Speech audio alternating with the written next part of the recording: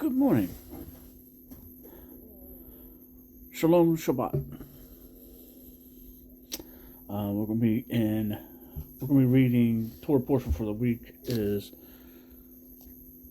Shan Sarar Shan Sarar Sarah, meaning for Sarah. This is going to be dealing with the death of Sarah, Abraham's wife, as well as Elijah finding a bride for Elijah. Genesis, we'll be reading in Genesis 23 through 25:18. We'll be reading 1 Kings 1. We'll be reading John 4 from the apostle side of things, 3 through 14, and an alternate out of Galatians 4:21 through 31. Genesis 23. And Sarah lived 127 years, the years of the life of Sarah. And Sarah died in Kir Arabah, that is in Hebron, and in the land of Canaan. And Abraham came to mourn for Sarah and to weep for her. Then Abraham rose up from beside his dead and spoke to the sons of Heth, saying, I am a sojourner and a settler among you. Give me property for a burial site among you, so that I bury my dead from my presence. And the sons of Heth answered Abraham, saying to him, Hear us, my master. You are a prince of Elohim among us. Bury your dead in the choicest of our burial sites. None of us withhold from you his burial site from burying your dead. So Abraham rose and bowed himself to the people of the land, the sons of Heth. And he spoke with them, saying, If it is your desire that I bury my dead from my presence, hear me, and approach Ephraim, the son of Sophar, for me. And let me have a cave of Mechlah, which he has, which is at the end of his field. Let him give it to me for the complete amount of silver as property for a burial site among you. And Ephraim dwelled among the sons of Heth. And Ephraim the Hittite answered Abraham in the hearing of the sons of Heth, who all entered into the gate of the city, saying, No, my master, listen to me. I shall give you the field, and the cave that is in it. I shall give it to you for the presence of the sons of my people. I shall give it to you, bury your dead. Abraham wants to pay. Everyone's like, no, here, just. Abraham bowed himself down before the people of the land, and he spoke to Ephraim in the hearing of the people of the land, saying, If only you would hear me. I shall give the amount of silver for the land, for the field. Take it from me. Let me bury my dead there. Abraham's very adamant about paying for this. There's a reason why. And Ephraim answered Abraham, saying to him,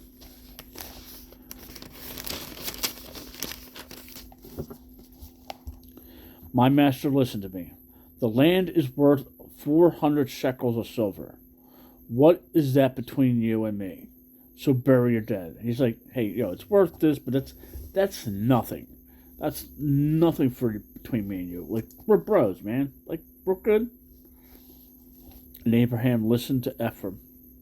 And Abraham weighed out the silver for Ephraim, which he had named in the hearing of the sons of Heth, 400 shekels of silver currency of the merchants. Thus the field of Ephraim, which was in Mechlah, I'm going to butcher some of these names, which was before Mamre, the field and the cave which was in it, and all the trees that were in the field, which were within the surrounding borders, were deeded to Abraham as a possession in the presence of the son of Heth, before all who went into the gate of his city. So Abraham's got witnesses saying, hey, yo, this piece of property is Abraham's. And after Abraham buried Sarah, his wife, in the cave off the field of Machpelah before Mamre, that is in Hebron, in the land of Canaan, thus the field and the cave that is in it were deeded to Abraham by the sons of Heth as property for a burial site.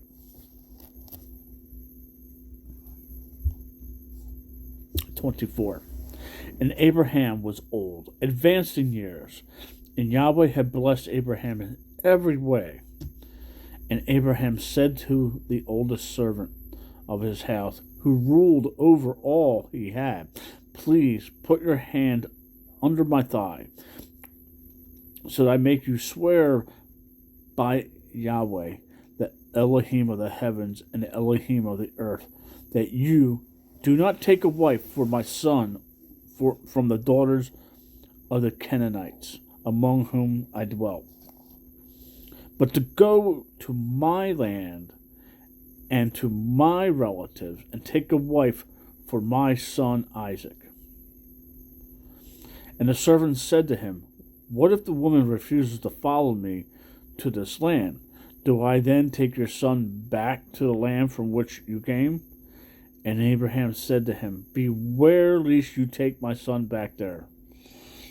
Yahweh, Elohim of the heavens, who took me from my father's house and from the land of my relatives, and who spoke to me and swore to me, saying, to your seed I give this land. He sends his messenger before you, and you shall take a wife for my son from there. And if the woman refuses to follow you, then you shall be released from this oath only. Do not take my son back there. Then the servant put his hand under the thigh of Abraham his master, and swore to him concerning this matter. And the servant took 10 of his master's camels and left, for all his master's good gifts were in his hand. And he arose and went to Aram Nephriah, to the city of Nahor. And he made his camels kneel down outside the city by a fountain of water at the evening time, the time when women go out to draw water. And he said, Yahweh, Elohim of my master Abraham, please cause her to meet before me this day, and show loving commitment to my master Abraham. See, I am standing here by the fountain of water, and the daughters of the men of the city are coming out to draw water. Now let it be that a young woman to whom I say, please, let down your jar to let me drink. And she says, drink, and let me water your camels too. Let her be the one whom you have appointed for your servant Isaac. And let me know this by that you have shown loving commitment to my master. And it came to be, before he had ended speaking, that she, Rebekah, who was born in Bethuel, son of Michal, the wife of Nahor, Abraham's brother, came out with a jar on her shoulder. And the young woman was very good looking, a maiden no man having known her. And she went down to the fountain, filled up her jar, and came up. And the servant ran to meet her and said, please let me drink a little water from your jar. And she said, drink, my master. And she hurried, and she let her jar down to her hand and gave him a drink. And when she had finished giving him a drink, she said, let me draw water for your camels too, until they have finished drinking. And she hurried and emptied her jar into the trough, ran back to the fountain to draw water, and drew it for his camels. And watching her, the man remained silent, in order to know whether Yahweh had prospered his way or not. And it came to be when the camels had finished drinking that the man took a golden noose ring weighing half a shekel, and 2 bracelets for her wrists weighing 10 shekels of gold, and said, "Whose daughter are you? Please inform me. Is there room in your father's house for us to spend the night?" And she said to him, "I am the daughter of Bethel Michel's son, whom she bore to Nahor." And she said to him, "We have both straw and fodder enough, and room to spend the night." And the man bowed down his head and worshipped Yahweh. And he said, "Blessed be Yahweh Elohim of my master Abraham, who has not forsaken his loving commitment and his truth toward my master. As for me, being on the way, Yahweh led me to the house of my master's brothers." Then the young woman ran and informed those of her mother's house of these matters. And Rebekah had a brother whose name was Laban. And Laban ran out to the man to the fountain. And it came to be when he saw the nose ring and the bracelets on his sister's wrists, and when he heard the words of his sister Rebekah saying, "Thus the man spoke to me," that he went to the man and saw him standing by the camels at the fountain. And he said, "Come in, O blessed, O Yahweh. Why do you stand outside? I myself have prepared the house for a place for the camels." So the man came into the house, while he unloaded the camels and provided straw and fodder for the camels and water to wash his feet and the feet of the men who were with him, and to set food before him to eat. But he said, "Let me not eat until I have spoken my word." And he said, "Speak on." And Yahweh had blessed me, and has blessed my master. And he said, I am Abraham's servant, and Yahweh has blessed my master exceedingly, and he has become great, and he has given him flocks and herds and silver and gold and male and female servants and male and camels and donkeys. And Sarah, my master's wife, bore a son to my master when she was old, and she has given to him all that he has. And my master made me swear, saying, "Do not take a wife for my son from the daughters of Canaanites, in whose land I dwell, but go to my father's house, to my relatives, and take a wife for my son." And I said to my master, What if the woman does not follow me?" But he said to me, "Yahweh, before whom I walk, sends his messenger with you, and shall prosper your way. And you shall take a wife for my son from my relatives and from my father's house. Then when you go to my relatives, you are to be released from this oath. And if they do not give her to you, then you are released from my oath." And this day I came to the fountain, and Yahweh said, "Elohim of my master Abraham, please, if you are prospering. And this day I came to the fountain and said, Yahweh, Elohim of my master Abraham, please, if you are prospering the way in which I am going. See, I am standing by the fountain of water, and when the young woman comes to draw water, and I say to her, please give me a little water from your jar to drink, and she says to me, drink, and let me draw for your camels too. Let her be the woman whom Yahweh has appointed for my master's son. I had not yet ended speaking in my heart. Then see Rebekah coming out with her jar on her shoulder, and she went down to the fountain and drew water. And I said to her, please let me drink. And she hurried and let her jar down from her shoulder and said, drink, and let me water your camels too. So I drank, and she watered the camels too. And I asked her, and said, whose daughter are you? And she said, the daughter of Bethel, Nahor's son, who Michal bore to him. Then I put the nose ring on her nose and the bracelets on her wrist. And I bowed my head and worshipped Yahweh, and blessed Yahweh Elohim of my master Abraham, who had led me in the true way to take the daughter of my master's brother for his son. And now if you are going to show loving commitment and truth to my master, let me know.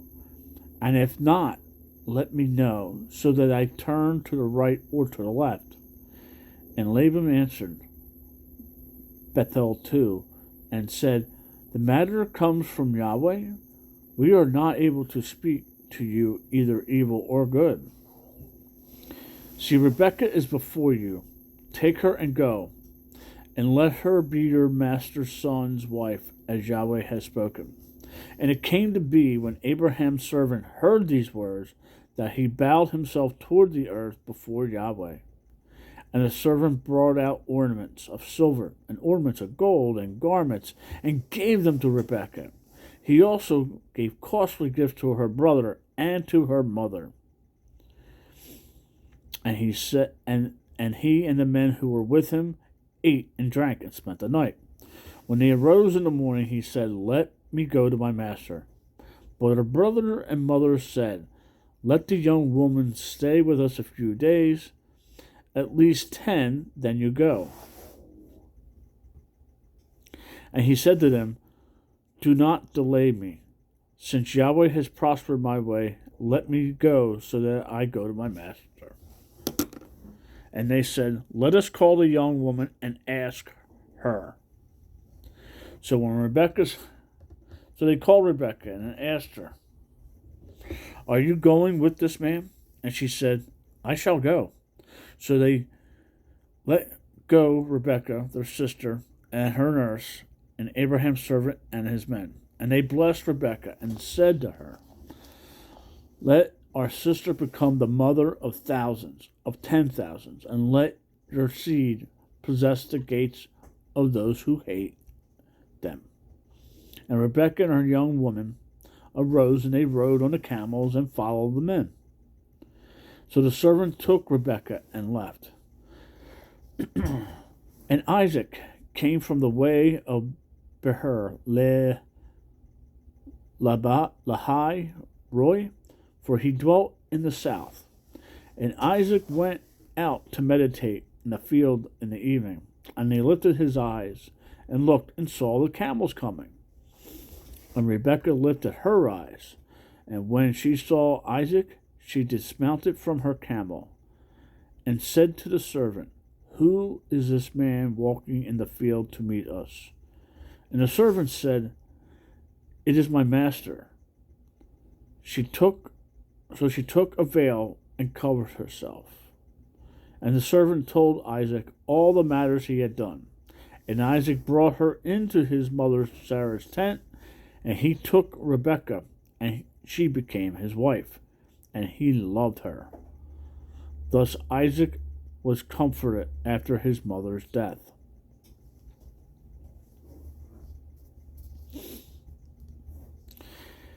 And Abraham took another wife, whose name was Ethor, and she bore him Zimran, and Yoshan, and Menon, and Midian, and Yishbak, and Huan,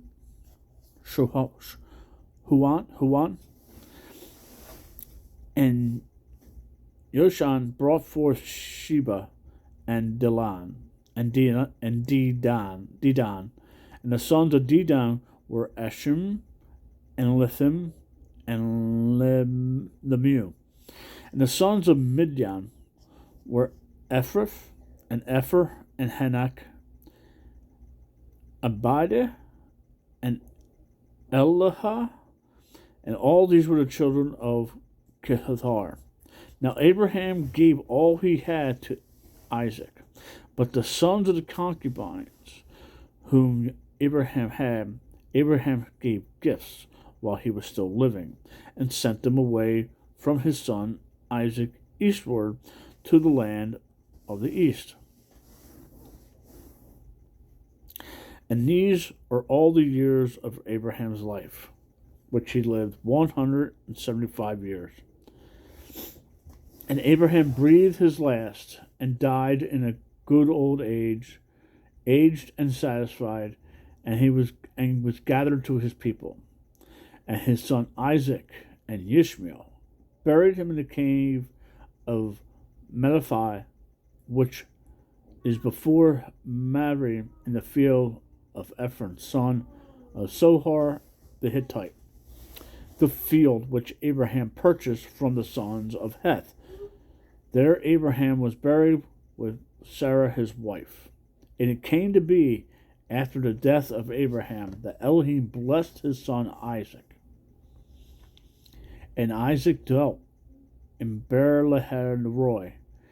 And this is the genealogy of Ishmael, Abraham's son, whom Hagar, the mistress, female servant, Sarah's female servant, bore to Abraham.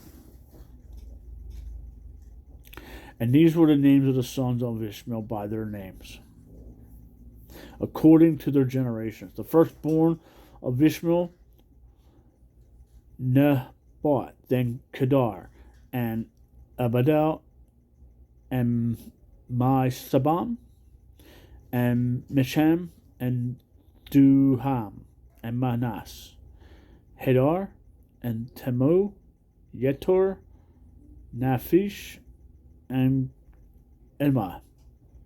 And these are the sons of Ishmael. And these were their names, by their towns, their settlements, 12 chiefs according to their tribes. And those were the years of the life of Ishmael, 137 years. And he breathed his last and died, and was gathered to his people. And they dwelt in Halawai, as far as Shur, which is east of Mistrim, as you go toward Ashur. He settled before all his brothers. Now we'll be in 1 Kings 1 through 31.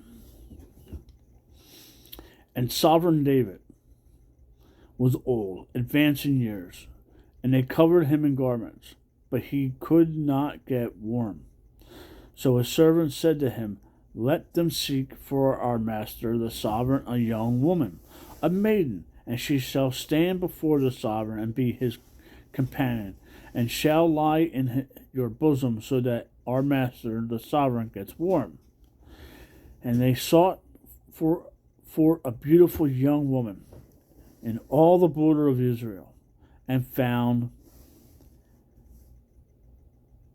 Abesh the Shemonite, and brought her to the sovereign. And the young woman was very beautiful, and she was a companion for the sovereign and served him. But the sovereign did not know her. And Ananite, son of Haggath, exalted himself, saying, I reign. And he prepared for himself a chariot and horsemen, and 50 men to run before him. Now his father had not worried him at any time by saying, Why have you done so? So he was also very good looking, and he was born after Absalom. And he walked with Joab, son of Sarah, and with Eblath the priest, and they supported Adadon. But Sador the priest, and Benyaha, son of Yehur, and Nathan the prophet, and Shammai, and Rahai, and the mighty men who belonged to David were not with Abidan. And Abidan slaughtered sheep and cattle and fatling by the stone of Zoleth, which is by En-Roglah. And he invited all his brothers, the sovereign sons, and all the men of Judah, servants of the sovereign. But he did not invite Nathan the prophet, or Benyaha, or the mighty men, or Solomon his brother. Nathan then spoke to Bethel, the mother of Solomon, saying, Have you not heard that Abidan, son of Haggith, has become sovereign, and David, our master, does not know it? And now come, let me give you advice, and deliver your own life and the life of your son Solomon. Go immediately to sovereign David, and say to him, Did you not, my master, O sovereign, swear to your female servants, saying, Certainly your son Solomon shall reign after me, and shall sit on my throne? Why then has Adonai become sovereign?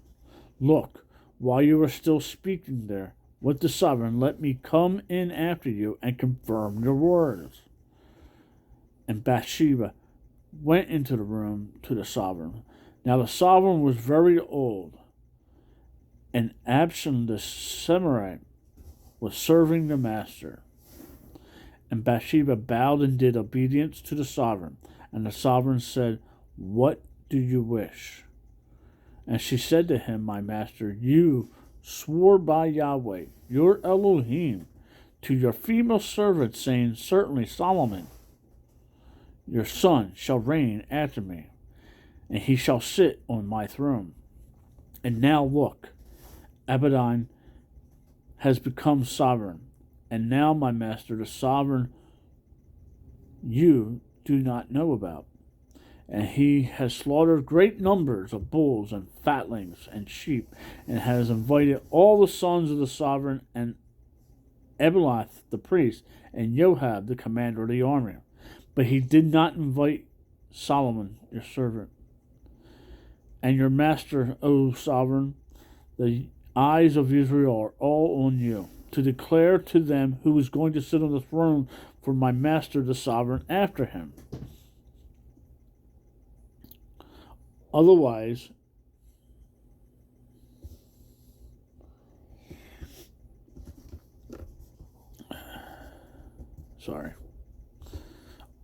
it shall be when my master, the sovereign, rests with his fathers, that my son Solomon shall be considered sinners.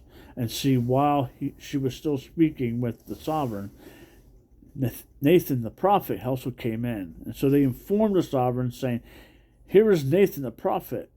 And when he came in before the sovereign, he bowed down before the sovereign with his face to the ground. And Nathan said, My master, O sovereign, have you said, Adonai shall reign after me, and he shall sit on my throne? For he has gone down today, and has slaughtered great numbers of bulls and fatlings and sheep, and invited all the sovereign sons and the commanders of the army, and Ebilath the priest.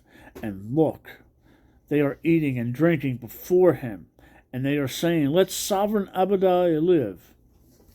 But he has not invited me, your servant, nor Sador the priest, nor Ben-Yahanu, son of Johanna, nor your servant Solomon. If this matter is from my master, the sovereign, then you did not let your servant know who should sit on the throne of my master, the sovereign, after him. And sovereign David answered and said, Call Bathsheba to me. So she came into the sovereign's presence and stood before the sovereign. And the sovereign took an oath and said, As Yahweh lives, who has ransomed my life out of distress, even as I swore to you by Yahweh Elohim of Israel, saying, Certainly Solomon your son shall reign after me, and he shall sit on my throne in my place. Even so I do to this day. And Bathsheba bowed with her face to the earth, and did obedience to the sovereign, and said, Let my master sovereign David live forever. Okay, that finished 1 Kings. Now we'll be into John 4 from verse 3 to 14. He had left Judah, Yeshua, had left Judah and went away to Galilee. And he had passed through Samaria, and he came to the city of Samaria called Shechem. near the piece of land Jacob gave to his son Joseph, and Jacob's fountain was there. So Yahweh, being wearied from the journey, was sitting thus at the fountain. It was about the 6th hour. A woman of Samaria came to draw water. Yahweh said to her, "Give me to drink." For his taught ones had gone off in the city to buy food. And the woman of Samaria said to him, "How is it that you, being a Yedai Jew, ask a drink from me, a woman of Samaria? For the Udim do not associate with Samaritans."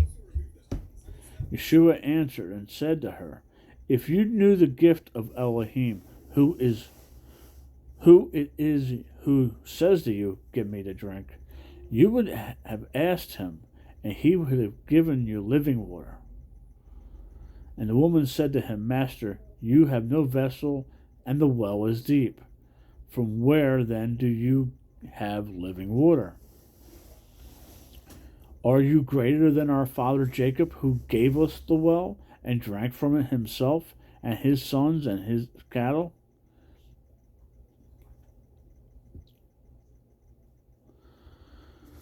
And Yeshua answered and said to her, "Everyone drinking of this water shall thirst again. But whoever drinks the water I give him shall certainly never thirst.